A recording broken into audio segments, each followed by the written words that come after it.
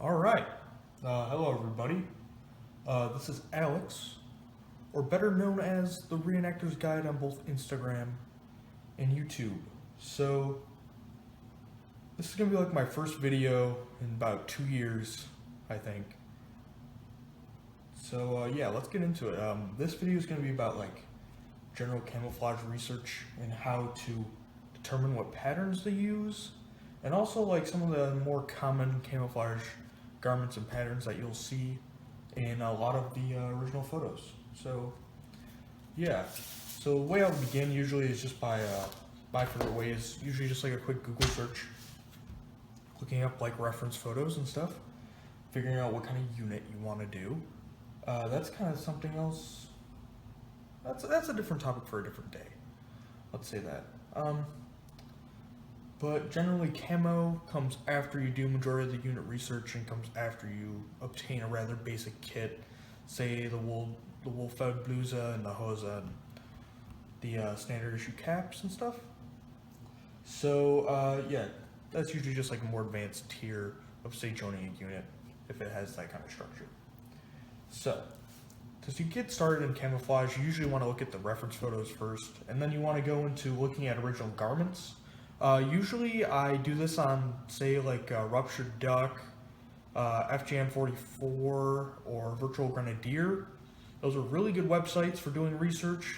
And then after you do that, if you want to take the deep dive, you can buy a book like this Michael Beaver book, Camouflage Uniforms of the Waffen-SS, a photographic reference. These books generally are pretty expensive. Sometimes they're upwards of $80. I got mine for $20 off of eBay. People will say that's a steal, and I would be inclined to agree with them. Other books that you can get are some more basic books that are just photographs, like Waffen-SS by Brian L. Davis. I think I got that for $5 off of eBay. Usually I go on eBay and I'll look for Waffen-SS books that I don't have that seem pretty interesting. And another one that I picked up is Die Waffen-SS by Herbert Walther. So we're just going to get into it. We're going to look at camouflage uniforms of the Waffen-SS first. I have one bookmark in here from where I left off when I was rereading it. But yeah, this covers patterns, Zeltbahn, Smocks, headgear, armored personnel clothing, winter clothing, tropical, M44 camouflage uniforms of the Drillich uniforms, the SS paratroop uniforms, and modifications. It's basically just a general introduction and collector's guide to SS camouflage. It mainly lists all the certain patterns that are in the book. There's from like SSVT plain tree and block pattern all the way up to like late war Leibmuster. Got the pattern here. Dot, Leibmuster, board edge, plain tree 5-6, plain tree 3-4, plain tree 1-2 as well. Polyspot, or our number plain tree, a bunch of different ones, and palm. Now getting into the garments. For smocks, there are 3 different types. Theoretically, 4, technically. There are M38 style smocks. Let me just find a good picture here. With an elasticized neck, drawn up by this diagram. Bring this up a little bit. These are mainly made in the earlier patterns, but you will see some of them being issued, especially later in the war, to say like SS Hitlerjugend. They got a massive stock of some of the pre-war items because they were technically a junior division to LAH. And then the next model that came out after that, in about 1940, that's why it's called the M40 smock, is the M40 smock. It is missing the elasticized neck and features the same cut and removes a cover from the, I think it's the fall side. Some more pictures, just flipping through them. And then after that comes the M42, or model 1942. The Type 1, as seen in this diagram, has horizontal pockets. That was just a common variation. There is also a Type 2 version of the smock. They were made in the more later versions, more later patterns, I should say, especially overprint. But some hand screen material was utilized. There is the Type 2. M42 Type 2. You will commonly see the M40 smock referred to as a Type 1 and the M42 referred to as a Type 2. But these are just further simplifications. These are mainly just collector's terms. These were not used by the Germans at all. So yeah, that's where I left off when I was rereading it. Oh, there's some sirens outside. My apologies if you can hear that. Just some basic patterns, blurred edge, plain tree. And now we're into headgear or helmet covers. And I will show off some of my reproductions. There's some back there, but I have a huge reproduction collection of the camouflage that I use for my reenactments. But I'll show that off later. But here are the helmet covers. There's mainly two different styles, M40, quote unquote, or the first type, which features no foliage loops. It's pretty standard. Earlier in the war, you would see this rayon strip. That's actually a sizing band. You can actually, it was an integral part of the helmet cover that would allow you to like stretch the bill, because you can't see any of these photos, but underneath there's a bill, like right here, and that would like essentially hook underneath the front of the helmet. So you can see it in use here in this photo, where it's allowing like a smaller sized helmet cover to stretch over that. Some more pictures. There's a variegated plain tree one. And these are made in all patterns essentially, besides I'd have to think about no, I'm pretty sure they're made in all patterns, so pretty safe to use depending on your unit research. But here are some Type 2s of them with the foliage loops added. You'll mainly see the Type 2s in later patterns, usually overprint, but there are some hand screened ones. Hand screen meaning prior to overprint, the hand screen ones that don't have the oak art in the back. Here's the Gesichtsmasken, which is the face veil, camouflage face mask. These were somewhat issued. I mean, it depends on the unit that they're doing. They got reissued in I believe 1942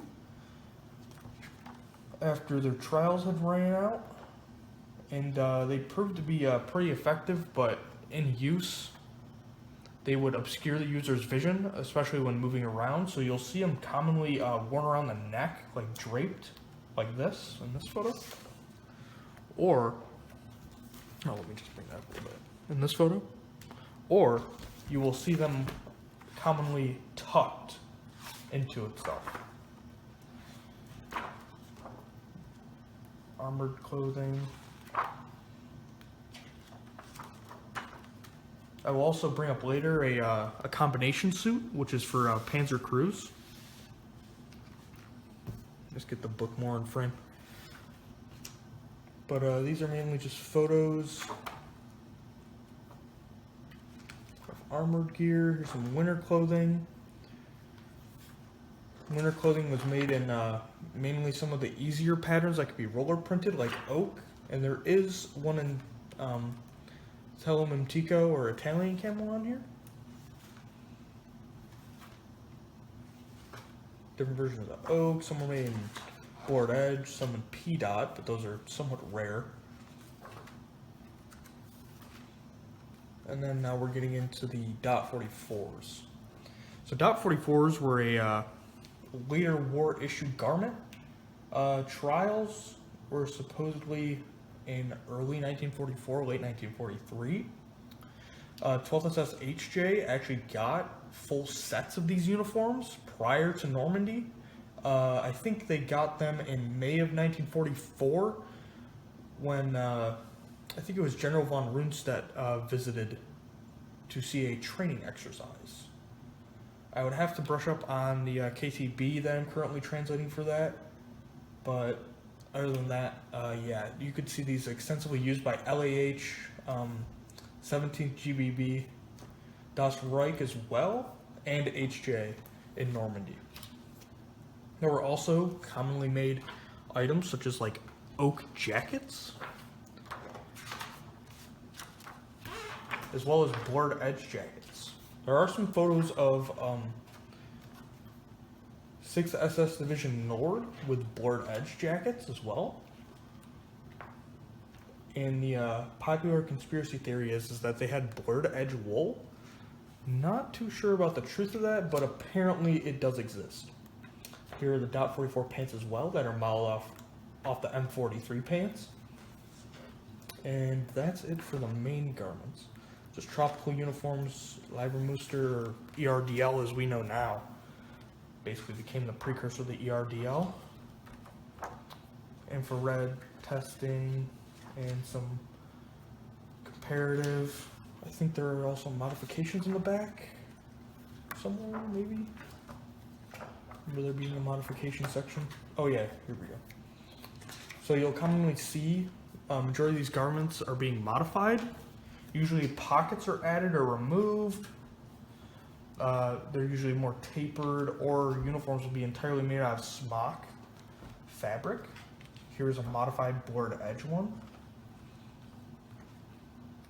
You'll sometimes see that like these lower pockets were removed, the cuffs were brought up, or the elastic was completely done away with, or they were shortened to a degree.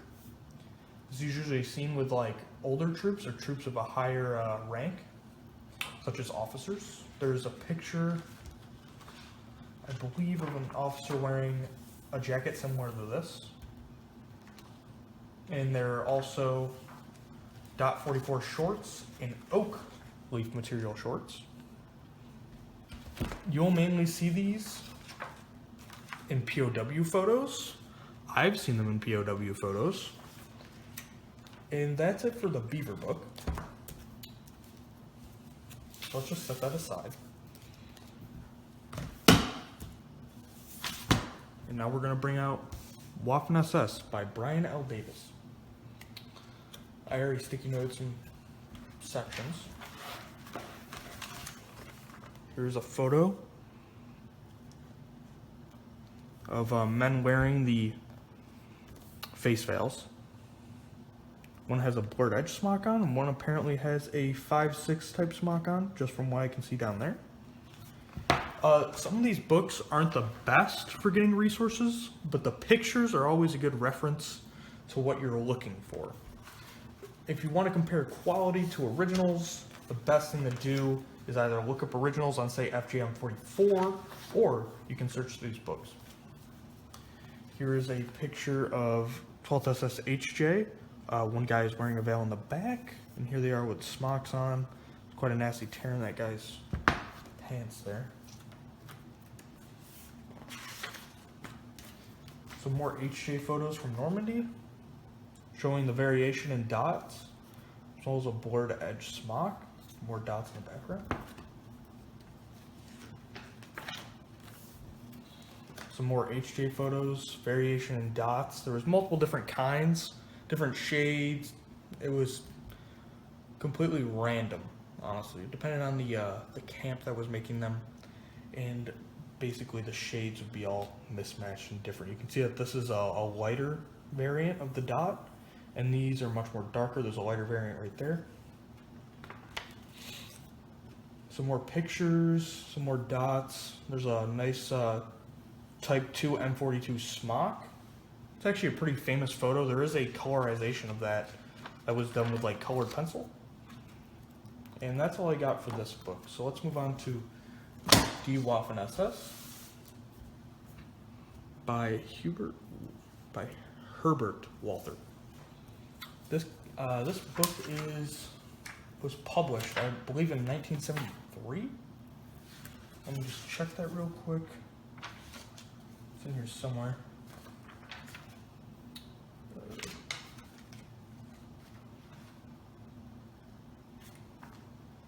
All I know is that was sometime in the 70s.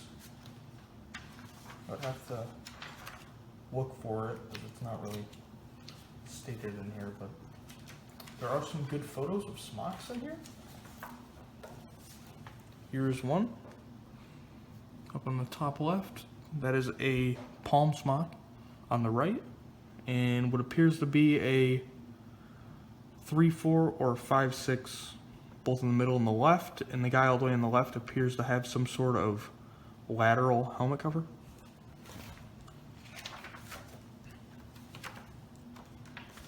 Some more photos. There's a nice picture of some of the older style of helmet covers.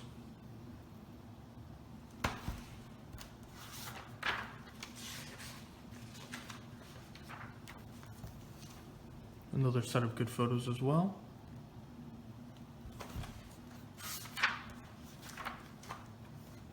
Some pictures of SS Division Nord wearing their helmet covers on top of their Bergmutzes. That was very common for Nord to do.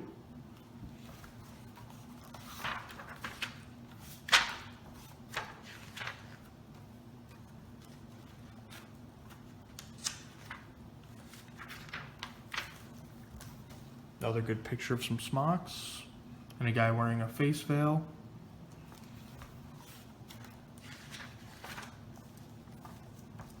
These older books, especially the ones that are in German, are always better to look at because they're more accurate. Some things always get lost in translation. Another picture of a guy with a face veil. Seen there is him tucking it into itself to help it retain itself so it doesn't flop down when he's running. Some more pictures. This is a pretty famous photo of a guy with a face veil on. See it draped around his neck. And a photo of an SS Kriegsblätter taking photos. Now that's it for the books. Next we'll probably go into helmet covers really quick, and probably the face veils and the hats, and then we'll keep moving forward. So thank you, and I'm just gonna cut it right here. All right. Hello everybody. This is after the jump cut. This is the headgear that you'll commonly encounter when reenacting Waffen-SS or looking at pictures. This will mainly encompass just the helmet covers, the face veil, and the camo caps. So let's start off with the helmet covers. I don't own a later model helmet cover or a Type 2 helmet cover. I only have the M40 style as dictated on At the Front's website. But this is a Type 1 helmet cover. This is a Nordhaus Planetree 1-2. This is the spring side. And this is on a original M40 shell. I will reverse that in a minute here. This is a SM Wholesale blurred edge cover. Size 3, so it's quite large. This actually has some mixed shading. The centerpiece is a different shade of blurred edge than the outer two ends. It's not quite so obvious on the outside because this has the most wear and all the micro scratches that cause this white to shine through, unlike originals, but you can tell looking at the seam that these two are absolutely different. And sorry for the flash and the readjustment and the refocusing. I had to turn it on. It's gotten quite dark out here. It is only around 6:30 here in New York, but it gets dark at around 4. So just, prepping for winter. Now on to the Tarnmutzes. These were introduced in about 1942, but you will see some experimental photos of them being made a little bit earlier, but not quite as common until after the official order had come through for them to be made. This is an At the Front Oak A. This is the spring side, and this is the fall side. I've used this hat for working in a hot, sweaty kitchen, hence why it looks damn near almost real. And this is also pre-Teflon as well. Pre-Teflon is just determining how old At the Front's camo is, because their camo has taken on a new kind of life. They have now coated all their smocks and everything in Teflon, which is invisible, granted. Don't go boiling your smocks or any type of camouflage garments, by the way, because Teflon is toxic when boiled and inhaled. But this is a At the Front, new run, blurred edge Tarnjacke. At the Front actually includes these metal grommets. SM wholesale caps will usually have hand sewn ones, but I actually prefer the metal ones or having no grommets at all, because the hand sewn ones, from looking through a lot of originals, seem to be quite rare. At the Front also, for this pattern, mismatches the sweatband. That is actually, I believe it's Polyspot. I have also inked my name in pen in the back, and I've seen that in originals. There's actually an original example in the Beaver book with that in there, so I just copied it because my last name starts with these two letters.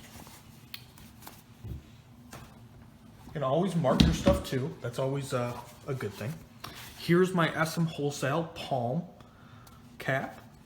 I just got Palm just because it's not more of a niche thing, but they were seen. This is the spring side. There's the fall side. It has kind of a bluish hue. Funny thing about this cap is that they sent me the wrong size, and after about 2 months hassling with SM Wholesale, I finally got the right one.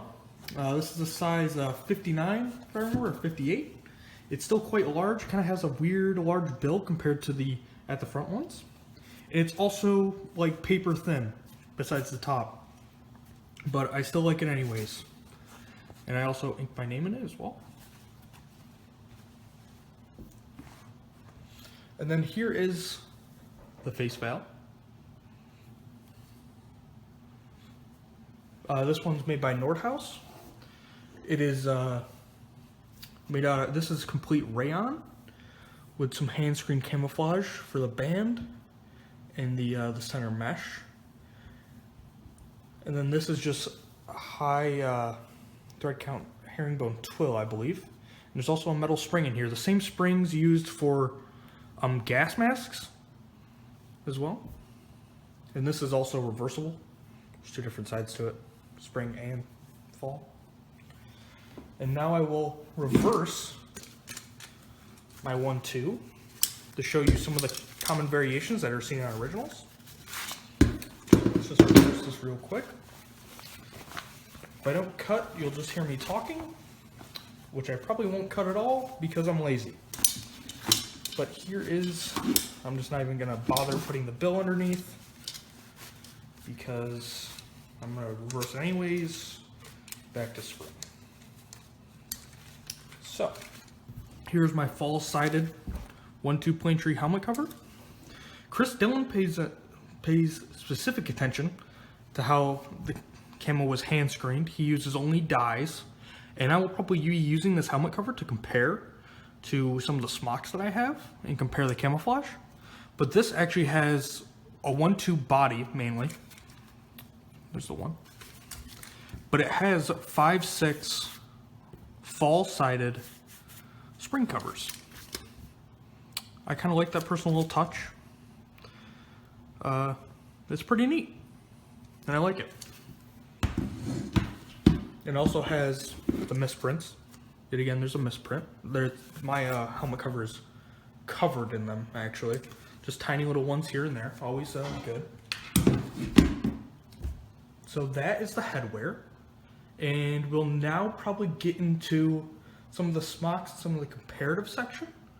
So yeah, I'll see you there in just a second. Alright, we are back with the smocks. To start off, we have a Plain Tree 5.6 by SM Wholesale. I know it doesn't look like a 5.6. It could be technically unnumbered 5.6. Apparently that's a thing. But when I got it, I couldn't find any of the numbers on it.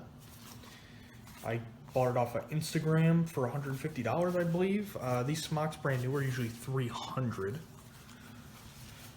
with shipping, of course. And I found I actually found the numbers after several months of owning the smock. Just gotta look here. Like right on the edge of the cuff. Super hard to see.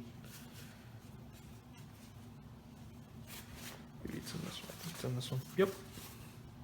There's a 6, and there's another one right underneath it. SM Wholesale always randomizes these things, as you could say, I guess. They're random, but it just depends on who's making the garment.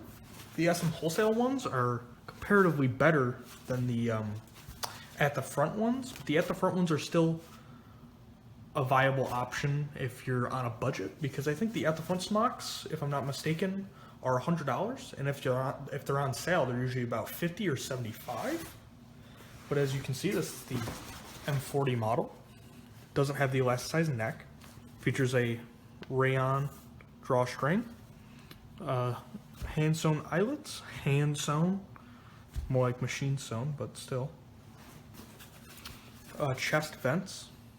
I also inked my name in there. That's in originals as well. Is inking your name on one of the chest vent flaps. All smocks will feature this kind of elasticized waist with a skirt. And this is reversible to 5/6 fall, but I'm not going to reverse it. This smock, I'm actually partially colorblind. It's one shade of red, one shade of green, one shade of yellow, and one shade of brown. But it doesn't really interfere with it, but this smock does look a little bit dark to me. It kind of has that charcoal undertone to it, which I'm not quite used to when looking at 5/6, but depending on what they copied, there's always those different dye lots. So dyes would react differently, but this is roller printed. The Dylan Nordhaus, that's dyes. That is strictly dyes. There is a theory that SM Wholesale uses dyes, which is incorrect. They roller print all their stuff. So setting that aside, we have an at the front Palm M38 smock. I've had this smock for quite a while. I got it right as soon as their new run came out. Most of the Teflon is like Teflon. Apparently you can feel it. I doubt that. I think it's just the fabric being new. But this one also has like mistakes on it, like sewing mistakes and stuff. Some of the stitching's off, which is on par with originals. This is it in its spring configuration, I believe. I'm pretty certain. If I'm wrong, please let me know, because this one is the one that really gets me all messed up due to being colorblind.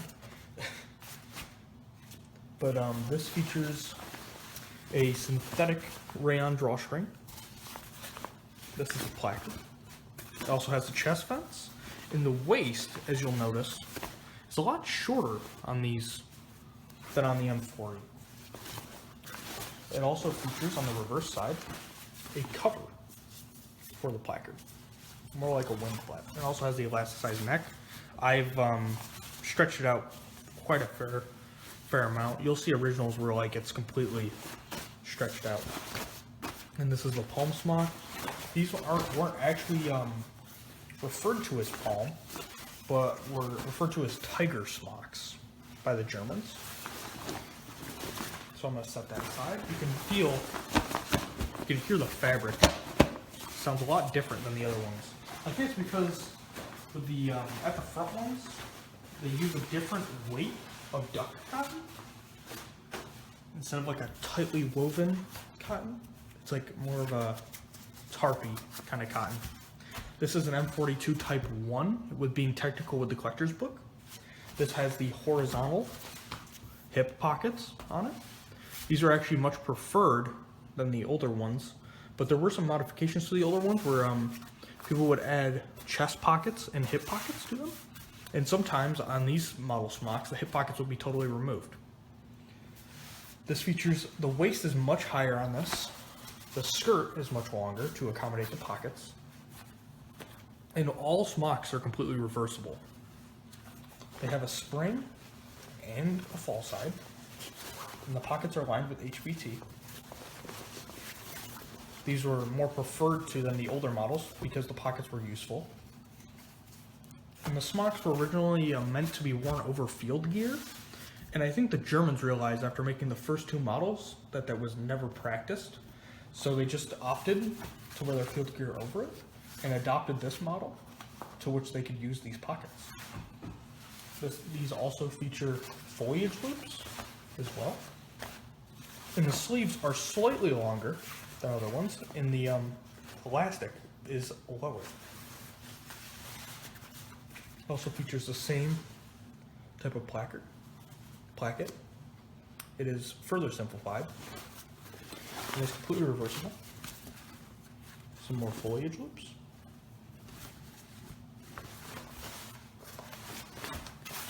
It also features buttons as well for the pockets. And that is it for the types of smocks that I have. I will probably be going into .44 and Italian camo next. So just give me a second while I cut to that. Okay, so here we are. We are back with Drillich Anzug for post-1944 troop movements, as well as Italian camouflage. I mainly reenact 12th SS HJ, and I do a lot of research pertaining to them. I own both the Stefan Koznov books about both the Panzer Grenadier Regiments 25 and 26, as well as the entire division. I also own both the Hubert Meyer books, and I have over 4,000 original documents that I am currently in the process of translating for 12th SS HJ. And I'm still formulating my kit around it. I'm getting around to getting the M42 Feldbluse, as through my research, that has become the most common Feldbluse issued in the division. You'll see some M36s issued and some M40s issued, but that is quite rare. But that is a topic for a later date. Those Stefan Koznov books are currently at my normal residence.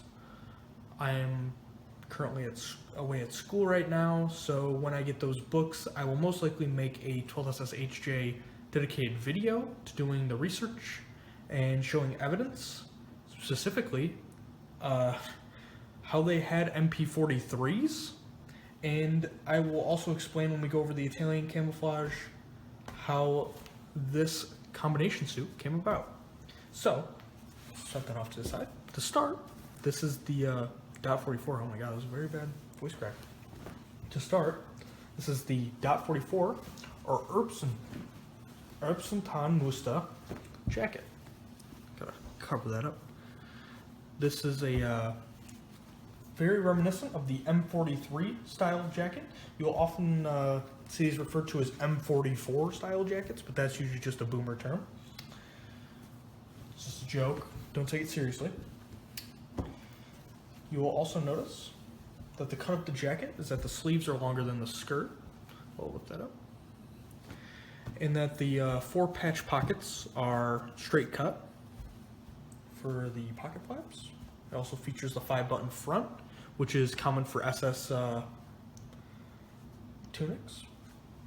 The pockets are also at an angle, slight angle. Also features a bigger collar, as well as a hook for closing it. This is the at the front run. I bought this when it was brand new, before they started making any changes to the pattern. I would say this pattern is pretty decent. Definitely not as good as the SM Wholesale, as the older SM Wholesale, I should say. Newer SM Wholesale, especially the 1945, dot that they just came out with, looks like Sturm. But that's another topic. I actually like this pattern. There was a lot of variation with dot, specifically, depending on subcamps and stuff, as you'll see when I show my SM Wholesale pants later. But this is one variation of Erbsentarn. It's a lot darker than most that you'll see, but it's still a pretty common variation if you look at original photographs. Up next are the two pairs of pants. This one is SM Wholesale, old SM Wholesale, very old, probably about 5-10 years. And this one is at the front. As you can tell, this looks exceedingly different than the jacket that I have. And I actually ordered 2 sets when these first came out. And my brother, who I ordered the set for, got this as his jacket. And he had what the jacket pattern was for his pants. Quite interesting little mismatch there. So at the front has 2 patterns of dot 44 that they're using in conjunction. These come in HBT or sateen from at the front. The pants feature the classic button fly, pocket watch loop, these belt loops, as well as 2 pockets and 1 pocket on the rear. These also feature like an anodized slide, as well as stirrups. I actually had to sew extra dot fabric onto my twill tape because it was fraying at the ends and it was getting exceedingly worse. So I just decided to do that, and it's a lot easier to pass them through. As you can see, these are done just like buttonholes, kind of. They're just like little slits. And this has like a cotton lining. Some that you'll see, especially from SM Wholesale, will usually have like a rayon lining. Or a cotton, depends, all depends. And these also have the interior buttons for attaching suspenders, as well as buttons on the back for attaching suspenders. Let me just set these aside real quick. Up next are my SM Wholesale dot trousers. I bought these from a guy off of Facebook. I'm pretty sure I paid 180 euros, around about there, from Spain. I have replaced the buttons on the pockets and the buttons up here. But he put all original Italian Bakelite shelter quarter buttons on there. They're quite difficult to get out, especially for these. As you can see, the material is quite oatmeal-y, and the dot pattern is significantly lighter. I actually like this style. It was commonly seen with HJ. That's an original button right there. Some of these are repros, but the only way you can tell originals apart is that the repros will have a certain mold to them. You can usually see where the mold begins. There's a tiny little pocket watch loop and a huge pocket watch pocket. Then there's the 1 pocket on the back. The slides are slightly different. These are standard for SM Wholesale. It's chrome. Standard. Quite weird, actually. I kind of dislike it, but I do not mind it. These are original trouser buttons for the front placket. Let me just get on button. They're quite tight. But this is a linen HBT. If you look at the inside, that is linen. That is not cotton. That is entirely linen. It is actually quite nice, quite soft. There's my name penned into the back. Also features the same as the previous trousers. Buttons on the inside. It's quite nice, if I do say so myself. Also features the same stirrup system. These have like a white cotton in them. I actually had to redo this eyelet because it was absolutely destroyed by whoever made these pants in the factory. It also has the twill tape that goes for both. And these also have like a tapered kind of look near the ankles, but are generally very baggy. They're supposed to be worn as such. You only ever see them being worn with low boots usually. Some jack boots photos are out there, but generally stick with low boots. Here are some old SM Wholesale Italian camouflage pants, M29 to be exact. I use these for HJ or veteran LAH as well in HJ because there was a lot of transfers. You can see that these feature a large patch pocket on the front. You can basically just throw anything in here. Ammo, a hat, your wallet, anything. And it will fit. Trust me, it will fit. I have had to repair these. I got these secondhand, and I had to replace the patches that were already on there with new patches. So I used some dot scraps from when I shortened my dot jacket, and I machine sewn them on. That's for both of them. Gives it a nice worn look, reminiscent of 1944 Normandy.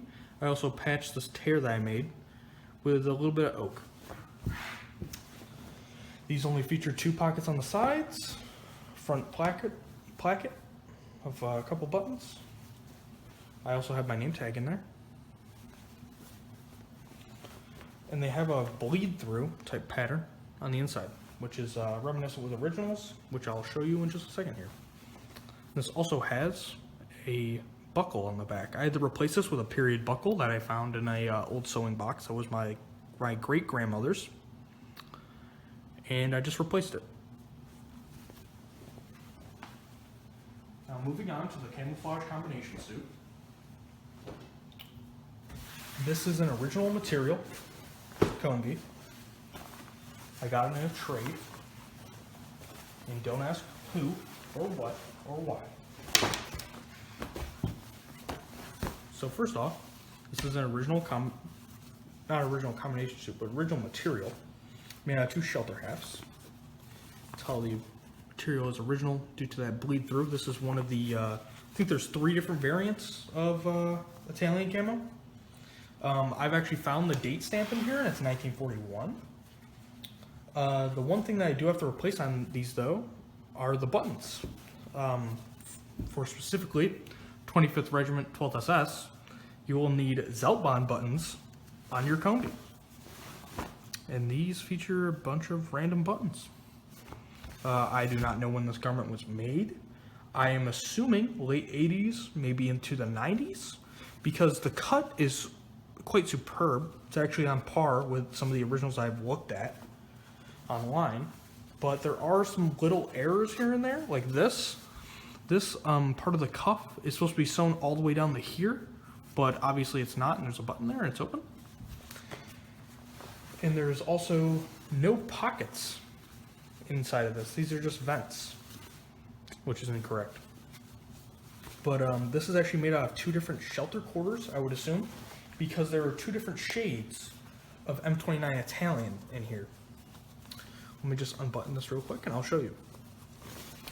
Here is more of like the rusty brown, kind of, in the middle.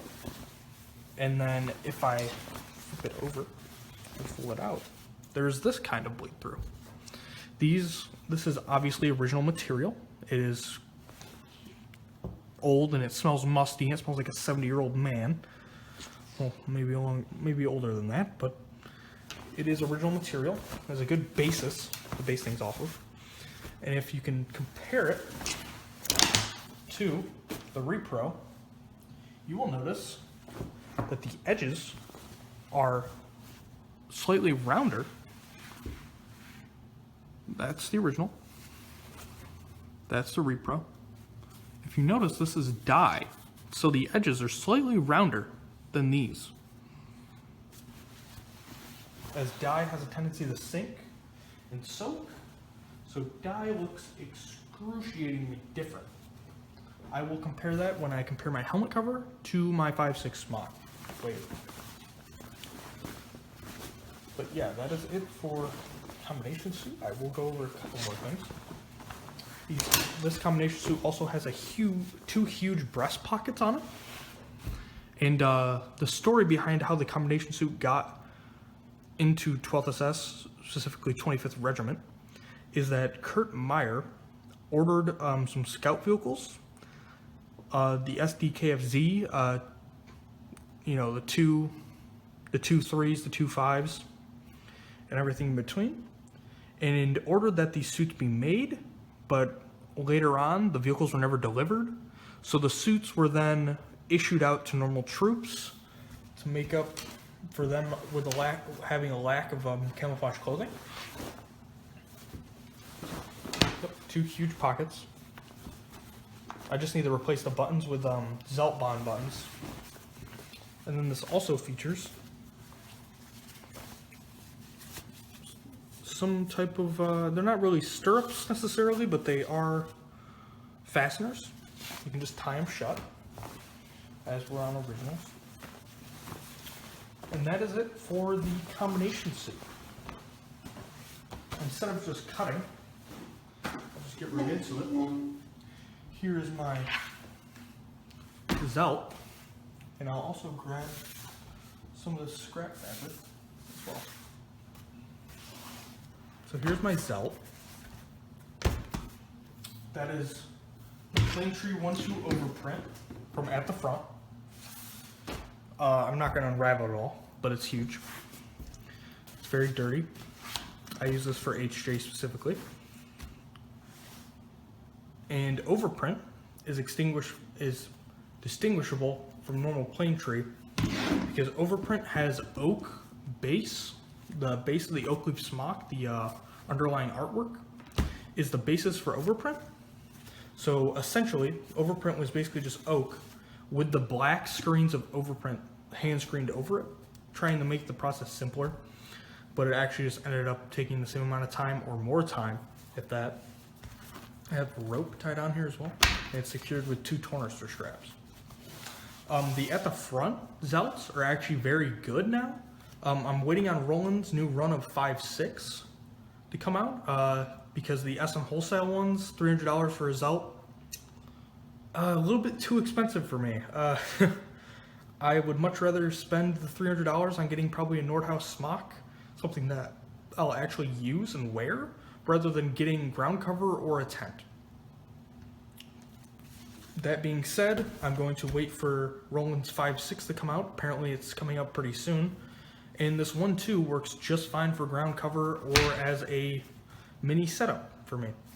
So let me just set that aside. And now let's get into comparing some of the camouflage. So here's my Nordhaus 1-2, made 1-to-1 with originals, or made 1-to-1 as to the spec of originals. These are made with screens and fiber reactive dyes. And here's a piece of unnumbered Plaintree sold by At the Front, even though he claims it's poly spot. It really isn't. And if I lay them on top of each other, like so, and we compare, as you can see, the Nordhaus, just like the original Combi, has these rounded edges. That is from the dye soaking in. And if you look at the unnumbered Plaintree from At the Front, you can see that it's more sharp, more defined. This is because most reproduction camo is roller printed and is printed with ink. So the ink will sit on the surface. If you go back and look at the blurred edge helmet cover that I had, you will notice that it has all these micro scratches on it and it almost looks white. That is because when ink scratches, you scratch it off the surface. You don't like scratch it. But yeah, ink just sits on the surface while dye really soaks in to the fabric and really like, it essentially, yeah, dyeing the fabric. Think about it like tie-dyeing a shirt. It's the same exact thing. So this is a scrap of unnumbered Plaintree. I also have some hair camo. I believe this to be tan and water. Just wanted to pull it out just to show what the different camos will look like. I also have some sateen .44 from At the Front. It has this yellowish backing. Can't really tell with the flash on, but it has this yellowish backing to it. And then I also have some more unnumbered. I also have some oak with some misprints. And if I were to compare my zelt to this oak, you would be able to see the oak artwork that lays underneath it. And I also have some palm scraps that look significantly different than my palm smock. Must be a different shade or something. Must be a newer run of the fabric, because my smock looks nothing like this. Not at all. It looks completely different colors. But palm, of course, had like 4 different shades to it. Just like a lot of the blurred edge and a lot of the overprint in 5.6. Everything else had all these different shades to it because it was all made with dyes. So there was no consistency on part of whoever was making it. It would almost nearly look the same. And dyes always react differently when in different situations, such as temperature and what type of fabric is being used. Because later in the war, when Germany couldn't afford the very expensive duck cotton anymore, they had to switch to other means like linen and HBT. So now let's compare the Nordhaus to this SM Wholesale 5.6. A $300 smock compared to a $128 shipped home coat. Let me just roll this up real quick, get this out of the way. Okay. SM Wholesale's patterns are generally good, somewhat. Roland's patterns from at the front are okay. I like their palm the most because the palm has no added artwork, and I hope that his 5.6 is good because his 5.6 is being copied from an original test strike of the pattern from one of the factories. So if we compare this 5.6 Springside to this 1.2 Springside from Nordhaus, we can obviously see the difference. These wear marks are unnatural for a garment. These white marks are where the ink has lifted off of the fabric. You can especially see it right here. My Nordhaus, while having white marks, those are misprints. You will not see these type of wear marks on an original. The reason for that being is because of dye versus ink. You can also see that this maintains a very sharp figure. It also has some overlap to it, surprisingly. I was kind of surprised when I saw this, but it does have some of that overlap color, which is quite interesting. If you look at this, you can also see the overlap. Barely, you can see it. And if you look at the circles, they're not as perfect as they are on the SMW. So that will conclude this video of me returning. I hope it's long enough. It's probably going to be about an hour. And I hope that it informs everybody of the differences between camo and like a general introduction. It's basically just an introduction. If you guys would like to see more of this, please comment it. This is my first time uploading in 2 years, so I hope it's worth it. I've been very busy past 2 years, graduating high school, going to college, and focusing on other things. But my passion for reenacting is still there. That's why I finally decided to make a video when I have some free time, not crunching for finals, to make this for you guys. And I hope you appreciate it, and I hope it gets well received.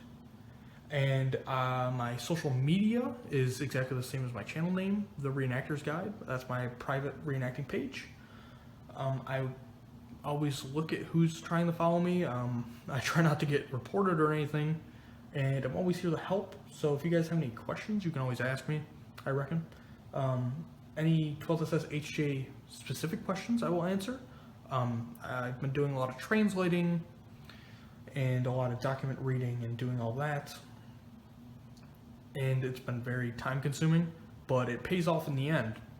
I mentioned before that 12SS HJ got MP43s, or Schnellfeuergewehrs, as according to the KTB, but they actually didn't get any ammo pouches. So you will commonly see, if there are photos, I'd have to look in the Stefan Kosnov books, but you will commonly see them with the Sturmgewehr, or the MP43, with no magazine pouches, but instead with stuffed pockets of .44. Their .44 pockets will be stuffed with magazines. Very interesting. And they also had some very rare equipment that I find quite interesting, and people think it's a very easy thing to portray. You just buy the dot uniform and you go have fun. But actually to do it right and to do it correct is very intricate, and it requires a lot of research. But I think that will conclude this video.